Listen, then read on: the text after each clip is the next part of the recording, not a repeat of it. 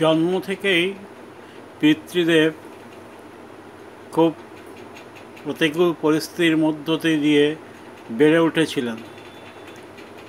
বড় হয়েও অন্যরকম প্রতিকূল পরিস্থিতির মধ্য দিয়ে তাকে চলতে হয়েছিল এবং আমৃত্যু তিনি প্রতিকূল পরিস্থিতিকে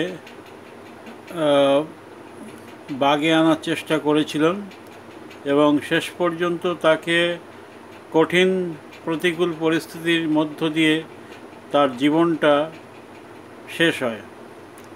যদিও সেই মৃত্যুটা ছিল স্ট্রোক হয়ে মারা যাওয়া।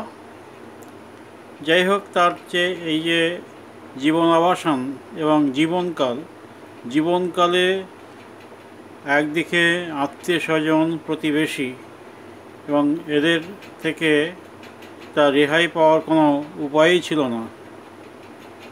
তাদের আর্থিক অবস্থা খারাপ থাকায় তারা তাদের পারিবারিক সমস্যার যেখানে অর্থের প্রয়োজন তার জন্য পিতৃদেবের কাছে দরবার করত এবং যদি না পেত তাহলে তার একটা প্রতিক্রিয়া ছিল অসন্তুষ্ট হওয়া।